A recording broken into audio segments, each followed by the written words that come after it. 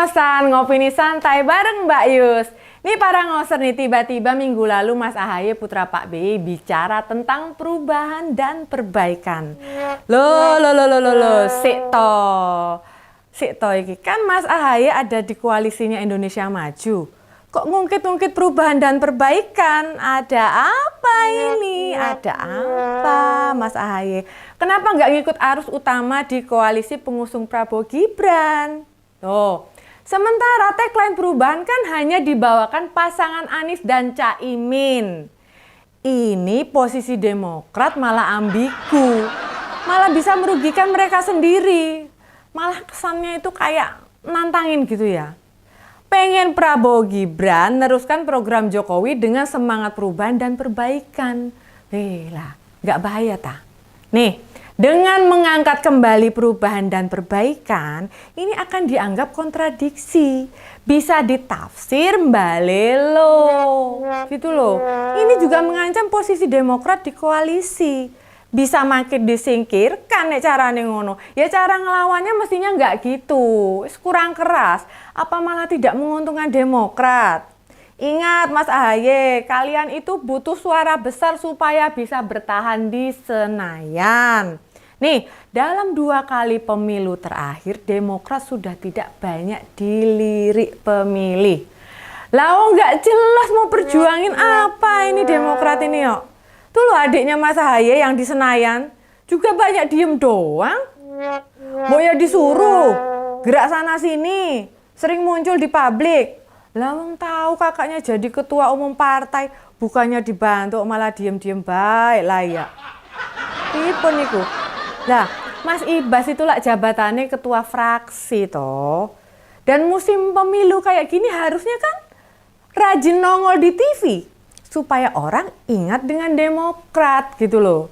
Lah saiki nek kampanye ngandalin rontek sama baliho yang nggak efektif. Siapa sih yang masih terpengaruh sama baliho? Kita benar-benar relatif ngelihat suami Mbak Anissa Pohan ini gerak sendiri, bekerja sendiri, membenahi citra sendiri. Kita itu paham, Mas AHY itu gerah, sumuk, wis bahasa sederhanane wis ora nyaman di koalisine Prabowo Gibran. Lah namun nek cara mainnya kayak gitu kan ya malah rugi sendiri gitu loh.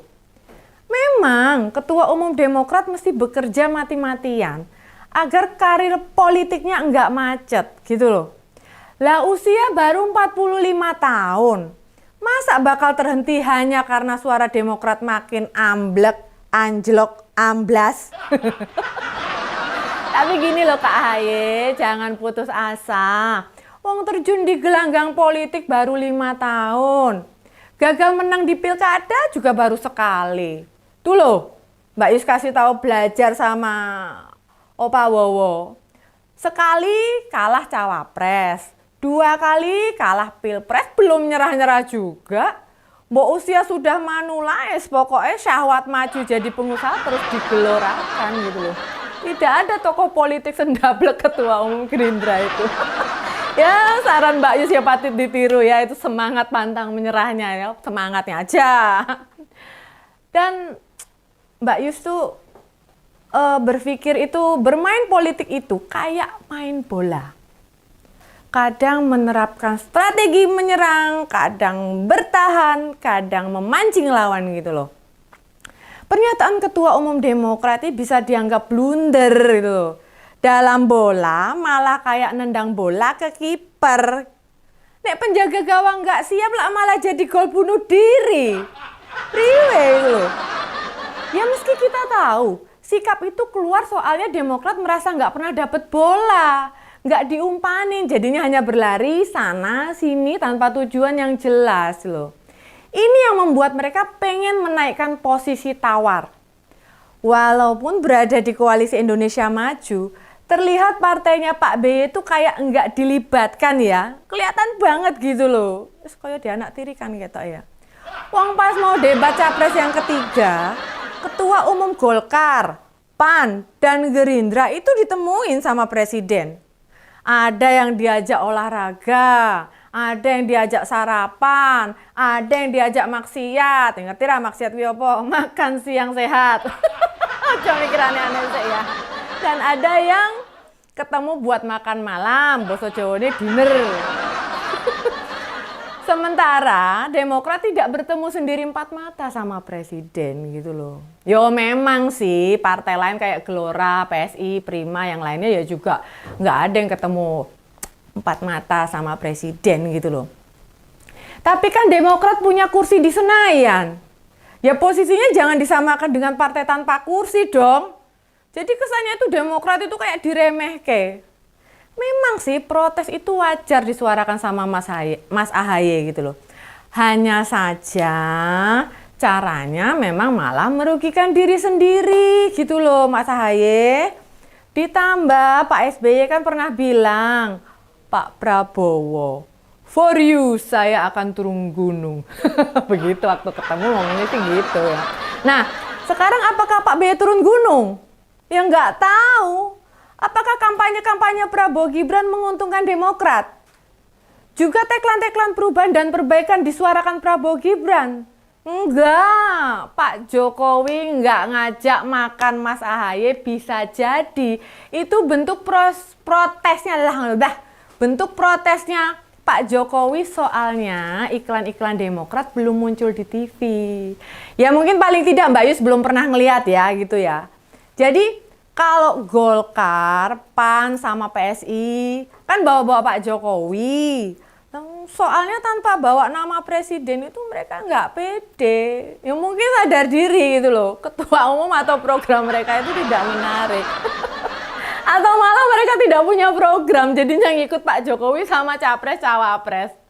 Jadi melihat konstelasi politik kekinian dan gagapnya Demokrat mengikuti langkah koalisi, ini justru menunjukkan mentahnya kemampuan kakaknya Mas Ibas itu gitu loh. Yes, Mas AHY, Mbak Yus Kandanis, memang politik di Indonesia itu sulit diprediksi. Lah 10 tahun jadi oposisi, begitu mau pilpres kok malah memilih gabung di mana mayoritas pendukung berada di situ. Lah terus lantas fungsinya 10 tahun kritis pada pemerintahan apa? Kan rugi. Sok ngeritik IKN lah, kritik harga sembako mahal lah, sulit lapangan kerja lah. Lah malah yang terakhir, yang baru saja mengklaim zaman Pak BY gaji PNS bisa naik 9 kali. Weh. Dikira orang kemudian berbondong-bondong milih Demokrat lagi gitu. Lah Demokrat saja tidak ada kader yang jadi capres atau cawapres kok. Memang bisa ngulang gaji PNS 9 kali naik dalam 10 tahun. Wah, lah ngimpi lah Mas ya. Gitu loh.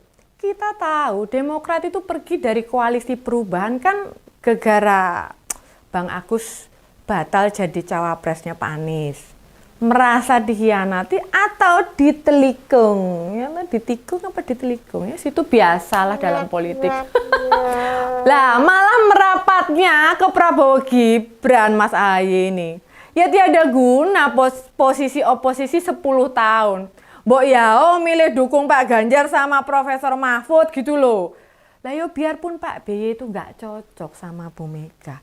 Tapi kan kendali ketua umum di Mas AHY. Ayo toh Mas AHY, belajar memutuskan kebijakan-kebijakan sendiri. Yo bener Pak BY itu ketua majelis pertimbangan. Kan yo bisa sarannya jadi masukan saja gitu loh. Ketergantungan sama Pepo itu mesti dihentikan.